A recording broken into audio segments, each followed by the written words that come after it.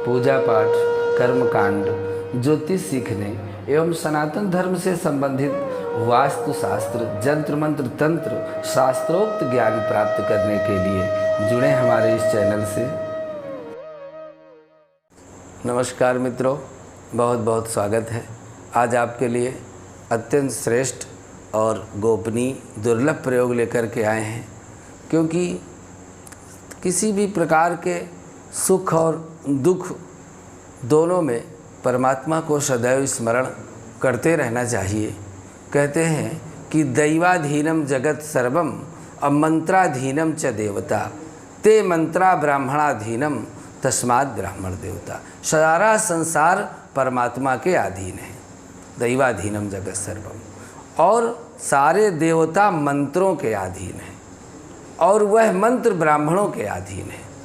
इसलिए जो मंत्र हमको विधि विधान पूर्वक प्राप्त हुए हैं, उन मंत्रों में से आज आपके लिए बहुत श्रेष्ठ एक दुर्लभ ऐसा प्रयोग लेकर के आए हैं। यदि आपके यहाँ पति पत्नी के रूप में कोई मनमुटाव हो गया है, आप उनका आकर्षण करना चाहते हैं, पति ने छोड़ दिया है पत्नी को या पत्नी ने पति को छोड़ दिया है, यदि आप ऐसी समस्या से प्रभावित हैं तो यह प्रयोग आपके लिए बहुत ही कल्याणकारी होगा। इसके अलावा यदि आपके भाग्य में उन्नति नहीं हो रही है तो भी आपके लिए यह बड़ा श्रेष्ठ प्रयोग होगा। और यदि आपके दुकान में, आपके व्यापार में उन्नति नहीं हो रही, यह आकर्षण और वशीकरण का दिव्य प्रयोग है। जो प्रयोग जन्माष्टमी, शिवरात्रि, दीपावली में, रात्रि में जागृत किए जाते हैं, ऐसे दिव्य प्रयोग में से होने वाले जन्माष्टमी पर्व में आपको इसको करना है। मुश्किल से 10 मिनट का यह प्रयोग है, लेकिन आपके जीवन के बड़े बड़े दुखों को दूर कर सकता है। बहुत समय से आपका कोई भाई, आपका कोई मित्र, आपके पिता, आपके माता, आपके ग्राहक आपसे रूठ गए हैं, तो आपको यह प्रयोग हम बताते हैं। उसके पहले आप यह जानिए कि जन्माष्टमी क्यों मनाते हैं और कैसे मनाना चाहिए। इसके बाद में यह प्रयोग आपको विधि पूर्वक देते हैं, और यदि आप इसको करते हैं तो निश्चित रूप से आपके जीवन में एक ऐसा आकर्षण पैदा होगा। जिस व्यक्ति के सामने आप इस मंत्र को जन्माष्टमी में प्रयोग करने के बाद जो ही जिस व्यक्ति को आकर्षित करना चाहते हैं, अपने मन में जो ही इस मंत्र को आप 3 बार उच्चारण करेंगे तो अगले का जो मन है तुरंत आपकी तरफ आकर्षित हो जाएगा। चेहरे की क्रांति बढ़ेगी, आकर्षण बढ़ेगा, नेत्रों में खिंचाव बढ़ेगा, आपकी वाणी में ओज बढ़ेगा, और यहाँ तक आपकी इम्यूनिटी भी बढ़ेगी, आपका विश्वास बढ़ेगा, और आपके वाणी से निकला हुआ शब्द सामने वाले को आकर्षित करेगा। यह दिव्य प्रयोग केवल दीपावली और शिवरात्रि और श्री कृष्ण जन्माष्टमी ग्रहण काल में ही किया जा सकता है। इस मंत्र को सिद्ध करने के लिए यही श्रेष्ठ तिथियां हैं। यह प्रयोग आपके लिए लाए हैं। सबसे पहले हम ये जानते हैं कि भगवान श्री कृष्ण का जन्म हमें कैसे मनाना चाहिए। तो मित्रों, भगवान श्री कृष्ण का जन्म द्वापर युग में भादों कृष्ण पक्ष में अष्टमी तिथि को रोहिणी नक्षत्र में बुधवार के दिन रात्रि में 12 बजे हुआ था। तो आज के करीब 6500 वर्ष पूर्व भगवान श्री कृष्ण जब इस धरती पर आए, आज भी उनके अवशेष सब जगह विद्यमान हैं। क्योंकि जब जब होए धर्म कै हानि, बाढ़हि असुर अधम अभिमानी, तब तब धरि हरि मनुज शरीरा, हरहि कृपानिधि सज्जन पीरा, असुर मारि थापहि सुरन, राखहि निज श्रुति सेतु, और जग विस्तारहि प्रभु सुजस, ये राम जन्म कर हेतु। भगवान के जन्म के आने का यही कारण है। एक बार सारे भक्तों ने भगवान से प्रार्थना की कि हे प्रभु, आप तो सत्यलोक में रहते हैं, हम इस नीचे के लोकों में रहते हैं, आप तो हमको एक एक करके सबको बुलाते रहते हैं, जहाँ जिसकी आयु खत्म हो गई ऊपर आओ भैया, हम लोग चले गए, हमारा कोई बस नहीं। लेकिन आप ये भी सोचिए कि हमारे सारे भक्तों की इच्छा है कि एक बार हम भक्तों के लिए आप अकेले आ जाइए।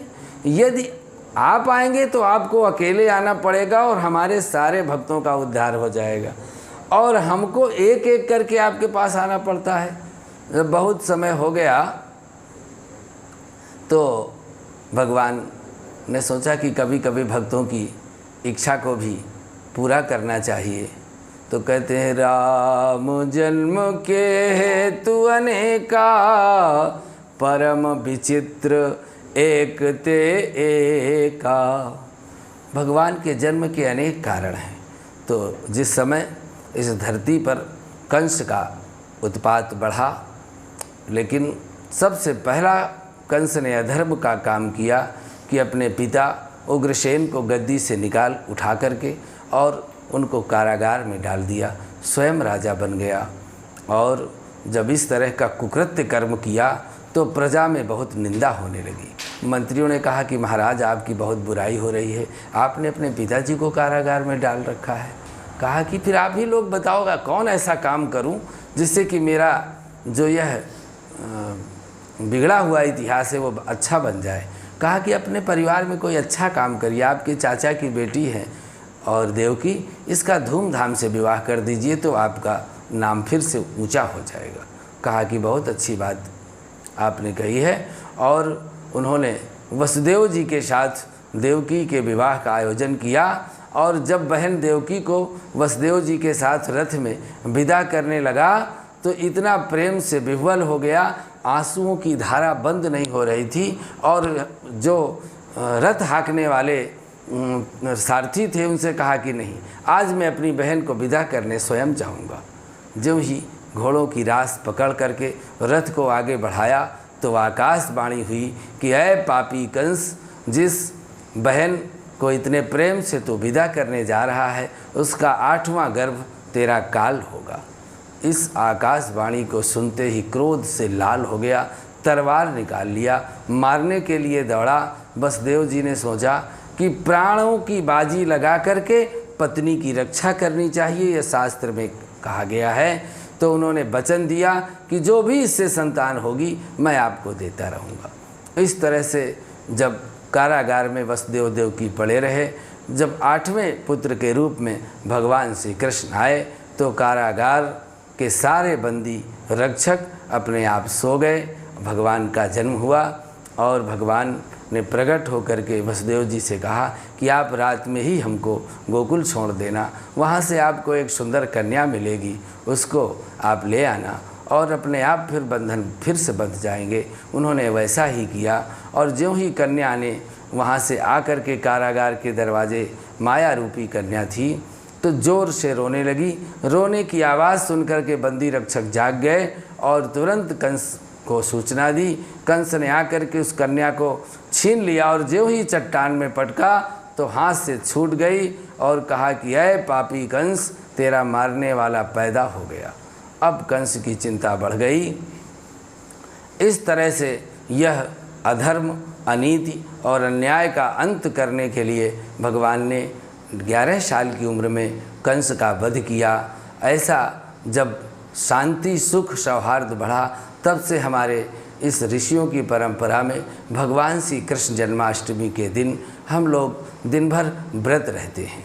रात में 12 बजे तक कीर्तन भजन करते हैं और जो ही मुहूर्त का समय आता है उसके पहले भगवान श्री कृष्ण के विग्रह को लड्डू गोपाल के रूप में, शालिक राम के रूप में, दूध के द्वारा, पंचामृत के द्वारा, दही घी शहद के द्वारा, शंख में जल डाल करके पुरुष सूक्त से भगवान का अर्चन करते हैं, उनका अभिषेक करते हैं और यह मंत्र कहते हैं, नमोस्तुनंताय सहस्त्रमूर्तये सहस्रपादाक्ष शिरोर्वाहवे सहस्रनाम्ने पुरुषाय सहस्रे सहस्रकोटि युगधारिणे नमः। ऐसा प्रार्थना करके धूप दीप नैवेद्य से उनका पूजन करते हैं, अर्चन करते हैं और शाम को 56 प्रकार के व्यंजन बनाकर रख देते हैं। जब भगवान का जन्म होता है तो उनको भोग लगाते हैं और उनको प्रसाद देते हैं। फिर उसी प्रसाद को हम प्रसाद के रूप में ग्रहण करते हैं। ये भगवान श्री कृष्ण जन्माष्टमी का मुख्य पर्व हम सनातन से मनाते चले आ रहे हैं। और इस दिन भोजन करने से मनुष्य के शरीर में अनेक प्रकार की व्याधि, रोग और अनेक प्रकार के कष्टों का योग बनता है। इसलिए साल में 3 व्रत अवश्य करने चाहिए। भगवान श्री कृष्ण की जन्माष्टमी, महाशिवरात्रि और भगवान श्री राम की नवमी। इन व्रतों को अवश्य निश्चित रूप से सबको करना चाहिए। इससे ज़्यादा कुछ करना चाहते हैं तो एकादशी का व्रत आप कर सकते हैं। इन व्रतों के करने से मनुष्य के जीवन में अनेक प्रकार के जो पाप होते हैं उनका प्रायश्चित हो जाता है। तो ये भगवान श्री कृष्ण की जन्माष्टमी मनाने की सूक्ष्म विधि है। हम रात में कीर्तन, जागरण करें। और भी यदि हम किसी भी तरह की किसी पीड़ा से परेशान हैं तो रात में 12 बजने के पूर्व ही पूजन अर्चन करने के उपरांत घी का दीपक जलाकर सुंदर आसन में बैठकर किसी भी मंत्र की हम साधना और सिद्धि कर सकते हैं। आज आपके लिए बहुत श्रेष्ठ मंत्र लेकर के आए हैं और यह मंत्र आकर्षण का मंत्र है। यदि किसी को भी आपको अपनी तरफ आकर्षित करना है, कोई भी व्यक्ति आपका नाराज़ हो गया है, आपका शत्रु भी बहुत समय से आपसे नाराज़ चल रहा है, यदि इस मंत्र को जागृत करके और उस शत्रु के लिए कर देते हैं तो उसका भी आकर्षण हो जाएगा, वो भी आपके प्रति आकर्षित हो जाएगा। कोई आपका पुत्र पुत्री बहुत समय से नाराज़ हैं या पति पत्नी में किसी भी तरह का मनमुटाव है, कोई दूरी हो गई है, पूरे श्रद्धा विश्वास से इस मंत्र को करिए। विधि और मंत्र आपको वाक्स में मिलेंगे। निश्चित रूप से आपकी मनोकामना पूरी हो, ऐसा हम भगवान से प्रार्थना करते हैं। विधि सुनिए। पहले मंत्र।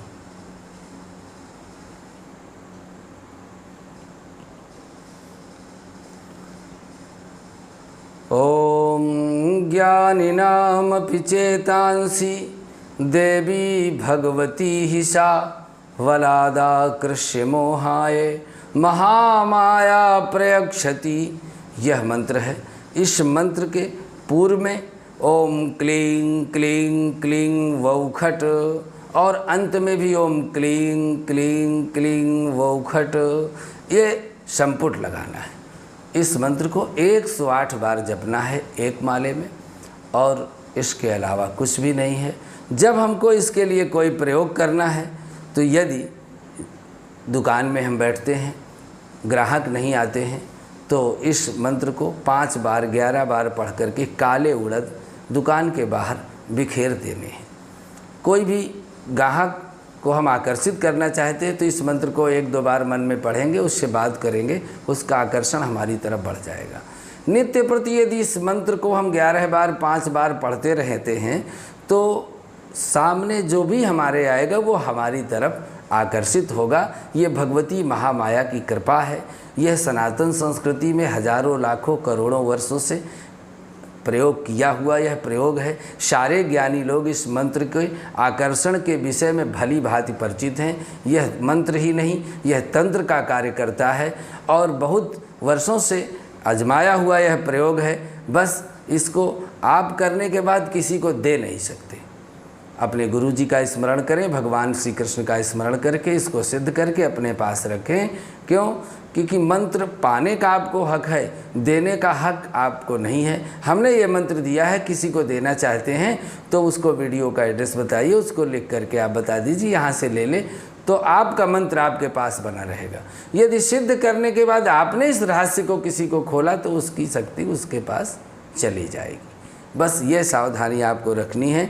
यदि किसी का पति से या पत्नी से विरोध हो गया है, आकर्षण नहीं हो पा रहा है, तो यह मंत्र जाप बहुत सफल परिणाम देता है। श्रद्धा और विश्वास के साथ ओम क्रीं ओम क्रीं ओम क्रीं में वसमानाय स्वाहा, ओम क्रीं वांछितम में वसनाय स्वाहा, ओम क्रीं वांछितम में वसनाय स्वाहा। किसी के लिए यह कर सकते हैं। 1 माह तक विधि विधान पूर्वक यह जब करेंगे तो स्त्री या पुरुष में कोई विरोध है तो वह दूर हो जाएगा। सद्यो वशीकरण का यह प्रयोग है। इसके लिए शुक्ल पक्ष के पहले रविवार को प्रातःकाल एक थाली में केसर से स्वास्तिक का चिन्ह बना करके पवित्र जल से धुले हुए मोती शंख में रखें। उसकी सुगंध अक्षत पुष्पाज से पूजन करके वशीकरण के प्रभाव में लाने जाने वाले व्यक्ति का नाम लिख दें, 108 बार जप कर दें। जिसके लिए करेंगे उसका ही नाम आएगा और दुरुपयोग ना करें इसका। किसी भी मंत्र को यदि गलत ढंग से आप प्रयोग करेंगे या गलत काम में प्रयोग करेंगे, पति पत्नी के लिए करेंगे तो सफल है, लेकिन यदि कोई किसी गलत प्रयोग में इसको करता है तो इसका दुष्परिणाम हो सकता है। सावधानी से करना है। किसी भी तरह की कोई दिक्कत हो, नहीं कर पा रहे हो तो आप उसके लिए पूछ सकते हैं। किसी परिस्त्री के लिए या किसी दूसरे के लिए आप इसको नहीं कर सकते हैं। इस तरह से यदि यह प्रयोग करने के बाद में आप एक ताला लाइए, दुकान से खरीदिए, ताला को बंद रखिए और उसके बाद इस पूजन को क्रिया को करके उस ताला को मंदिर में चढ़ा दीजिए। जो कोई मंदिर में उस ताला को उठा के जो ही चाबी खोलेगा, आपके जीवन के जो भी विरोध हैं वो अपने आप ख़त्म हो जाएंगे। चमत्कारिक प्रयोग है, आप इसको कर सकते हैं। और आज के लिए बस इतना ही। अगले भाग में पुनः आपसे मिलते हैं। नमस्कार।